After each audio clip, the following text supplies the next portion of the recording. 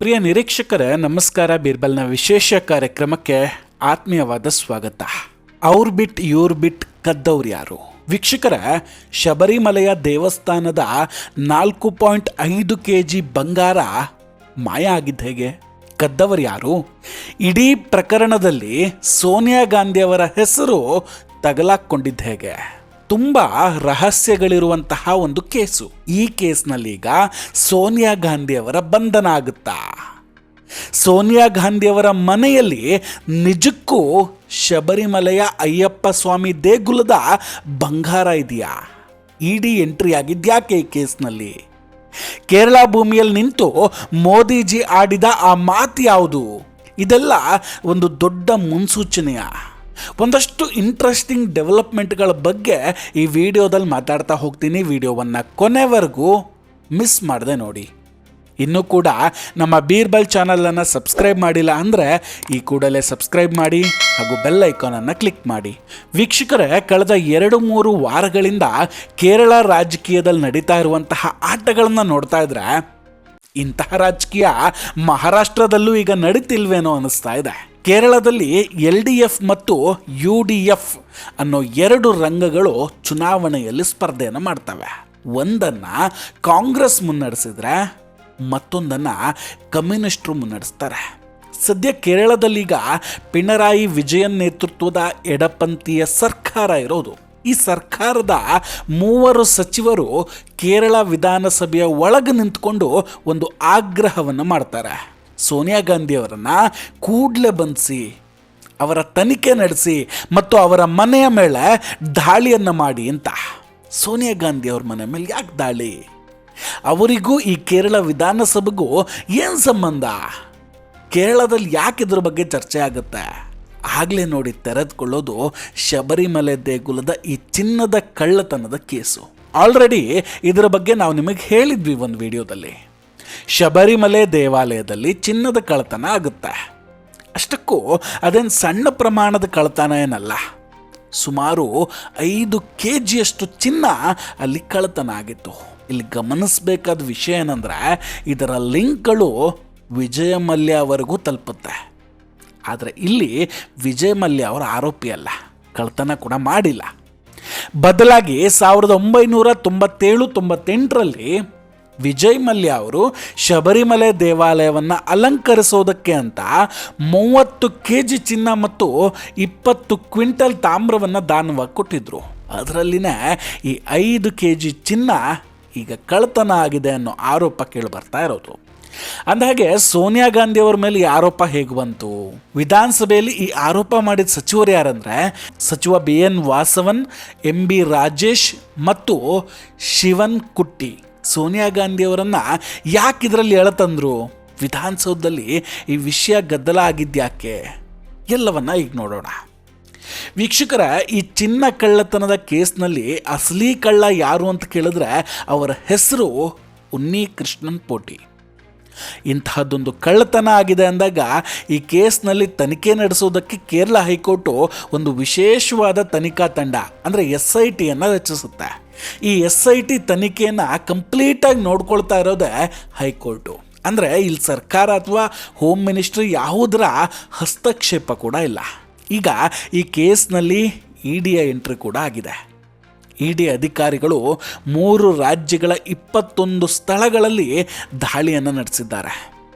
ಯಾಕಂದರೆ ಇದು ಹಣ ವರ್ಗಾವಣೆ, ಮನಿ ಲ್ಯಾಂಡ್ರಿಂಗ್ ಪ್ರಕರಣ ಆಗಿ ಕಾಣ್ತಾ ಇದೆ. ಕೇರಳ ವಿಧಾನಸಭೆಯಲ್ಲಿ ಮಾತಾಡಿದಂತಹ ಸಚಿವ MB ರಾಜೇಶ್ ಅವರು ಹೇಳ್ತಾರೆ, ಕಳ್ಳ ಮತ್ತು ಅದರ ಫಲಾನುಭವಿಗಳು ಅಂದರೆ ಸೋನಿಯಾ ಗಾಂಧಿ ಅವರು ಜೊತೆಯಾಗಿ ಕಾಣಿಸ್ಕೊಂಡಿದ್ದಾರೆ. ಇದನ್ನು ನೀವು ಹೇಗಿಲ್ಲ ಅಂತೀರಾ ಅಂತ. UDF ಅಂದರೆ ಕಾಂಗ್ರೆಸ್ ನೇತೃತ್ವದ ರಂಗ ಈ ಕೇಸ್ನಲ್ಲಿ ಆರೋಪಿಗಳನ್ನು ರಕ್ಷಿಸೋದಕ್ಕೆ ಪ್ರಯತ್ನ ಪಡ್ತಿದೆ ಅಂತ ಕೂಡ ಅವರಿಲ್ಲಿ ಆರೋಪವನ್ನು ಮಾಡ್ತಾರೆ.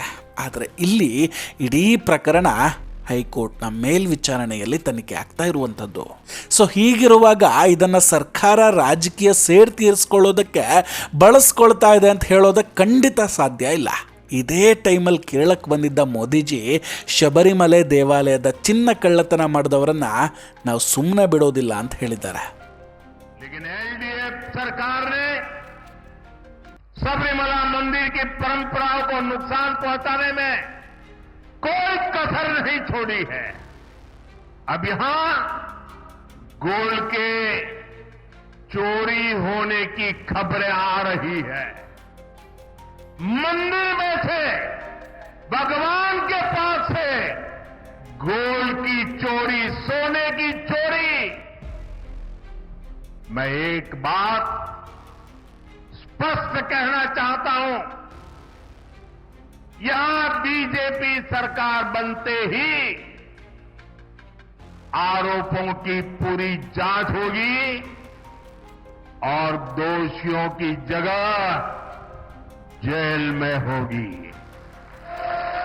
और ये मोदी की गारंटी है। ಅಂದ್ರೆ ಒಂದು ಕಡೆ ಪ್ರಧಾನಿ, ಇನ್ನೊಂದು ಕಡೆ ಕೇರಳದ ಆಡಳಿತ ಪಕ್ಷ, ಮತ್ತೊಂದು ಕಡೆಯಲ್ಲಿ ಹೈಕೋರ್ಟು, ಎಲ್ಲರೂ ಸೇರಿ ಈಗ ಕಳ್ಳನನ್ನ ಹಿಡಿಯೋಕೆ ಹೊರಟಿದ್ದಾರೆ. ಆದರೆ ಆ ಕಳ್ಳ ಯಾರು? ಕೇರಳದ ಸಚಿವರು ಹೇಳ್ತಿರೋದೇನೆಂದ್ರೆ, ಸೋನಿಯಾ ಗಾಂಧಿಯವರ ಮನೆಯಲ್ಲಿ ಶಬರಿಮಲೆಯ ಕದ್ದ ಚಿನ್ನ ಇದೆಯಂತೆ. ಇಡಿ ಅಧಿಕಾರಿಗಳು ಜನವರಿ 20ರಿಂದಲೇ ದಾಳಿ ಆರಂಭಿಸಿದ್ದಾರೆ.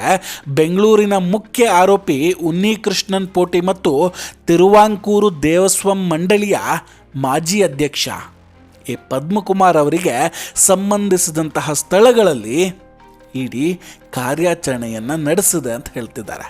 ಇನ್ನೊಂದು, ಈಗ ತಗಲಾಕೊಂಡಿರೋ ಆರೋಪಿಗಳ ಜೊತೆ ಸೋನಿಯಾ ಗಾಂಧಿ ಅವರು ಇರುವಂತಹ ಫೋಟೋ ಕೂಡ ಕೇರಳದಲ್ಲಿ ತುಂಬ ವೈರಲ್ ಆಗ್ತಾ ಇದೆ.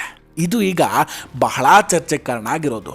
ಅಷ್ಟಕ್ಕೂ ವೀಕ್ಷಕರೇ, ಈ ಕೇಸ್ ಬೆಳಕಿಗೆ ಬಂದಿದೆಯಲ್ಲ, ಅದು ಇನ್ನೊಂದು ಇಂಟ್ರೆಸ್ಟಿಂಗ್ ಕತೆ. 2019ರಲ್ಲಿ ದೇವಸ್ಥಾನದ ಗರ್ಭಗುಡಿಯ ಬಾಗಿಲು, ಅದರ ಚೌಕಟ್ಟು ಮತ್ತು ವಿಗ್ರಹಗಳ ದುರಸ್ತಿ ಮತ್ತು ಚಿನ್ನದ ಲೇಪನ ಮಾಡುವ ನೆಪದಲ್ಲಿ ಕೆಲಸ ನಡೆಯುತ್ತೆ. ಆಗಲೇ ಈ ಕಳ್ಳತನ ನಡೆಯುತ್ತೆ. ವಿಜಯ್ ಮಲ್ಯ ನೀಡಿದಂತಹ 30.3 kg ಚಿನ್ನವನ್ನು ದುರಸ್ತಿ ಮಾಡ್ತೀವಿ ಅಂತ ಹೇಳಿ ಅದನ್ನು ತೆಗೆದುಕೊಂಡು ಚೆನ್ನೈಗೆ ಹೋಗ್ತಾರೆ. ಆದರೆ ವಾಪಸ್ ಬರುವಾಗ ಅದರಲ್ಲಿ 4.54 kg ಚಿನ್ನ ಮಾಯ ಆಗಿಬಿಟ್ಟಿತ್ತು.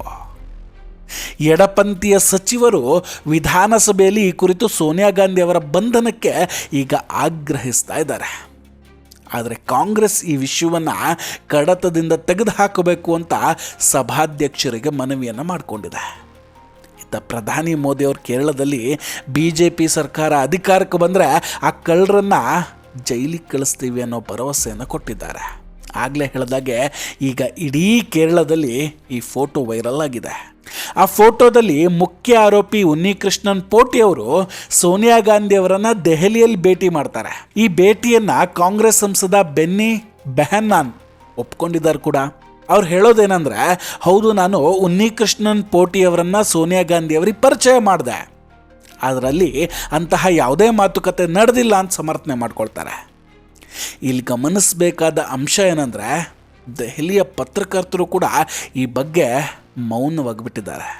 ಇಡಿ ತನಿಖೆ ನಡೆಸ್ತಿದೆ, ಆದರೂ ಈ ಪ್ರಕರಣದಲ್ಲಿ CBI ಅವಶ್ಯಕತೆ ತುಂಬ ಇಂಪಾರ್ಟೆಂಟ್ ಆಗಿರುತ್ತೆ. ಯಾಕಂದರೆ ಇಡಿ ಹಣ ವರ್ಗಾವಣೆಯನ್ನು ಮಾತ್ರ ತನಿಖೆ ಮಾಡುತ್ತೆ, ಆದರೆ ಇದರ ಹಿಂದಿರುವಂತಹ ಒಟ್ಟಾರೆ ಪಿತೂರಿಯನ್ನು CBIಯೇ ತನಿಖೆ ಮಾಡಬೇಕಾಗುತ್ತೆ.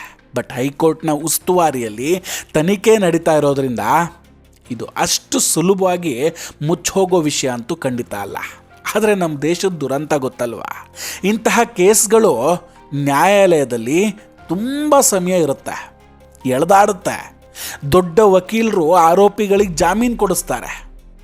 ಇದೇ ನೋಡಿ ದುರಂತ. ಈ ಪ್ರಕರಣದಲ್ಲೀಗ ಕೆಲವರ ಬಂಧನ ಆಗಿದೆ ಮತ್ತು ಕೆಲವರಿಗೆ ಜಾಮೀನು ಕೂಡ ಸಿಕ್ಕಿದೆ. ನೋಡೋಣ ಬಿಡಿ, ಅಯ್ಯಪ್ಪನ ಬಂಗಾರಕ್ಕೆ ಕೈ ಹಾಕಿದವರು ಅದು ಹೇಗೆ ತಪ್ಪಿಸ್ಕೊಳ್ಳೋದಕ್ಕೆ ಸಾಧ್ಯ? ವೀಕ್ಷಕರೇ, ಇದೆಲ್ಲದರ ಬಗ್ಗೆ ನಿಮ್ಮ ಅಭಿಪ್ರಾಯ ಏನು? ದಯವಿಟ್ಟು ಕಮೆಂಟ್ ಮಾಡಿ ತಿಳಿಸಿ. ನಾವು ಕೊಟ್ಟಂತಹ ಮಾಹಿತಿಗಳು ನಿಮಗೆ ಇಷ್ಟ ಆಗಿದ್ದರೆ ದಯವಿಟ್ಟು ವಿಡಿಯೋವನ್ನು ಲೈಕ್ ಮಾಡಿ ಹಾಗೂ ಶೇರ್ ಮಾಡಿ. ಇನ್ನೂ ಕೂಡ ನಮ್ಮ ಬೀರ್ಬಲ್ ಚಾನಲನ್ನು ಸಬ್ಸ್ಕ್ರೈಬ್ ಮಾಡಿಲ್ಲ ಅಂದರೆ ಈ ಕೂಡಲೇ ಸಬ್ಸ್ಕ್ರೈಬ್ ಮಾಡಿ ಹಾಗೂ ಬೆಲ್ ಐಕಾನನ್ನು ಕ್ಲಿಕ್ ಮಾಡಿ. ನಮಸ್ಕಾರ, ಟೇಕ್ ಕೇರ್ ಆ್ಯಂಡ್ ಬಾಯ್ ಬಾಯ್. ಮತ್ತೆ ಭೇಟಿಯಾಗೋಣ. ಜೈ ಹಿಂದ್.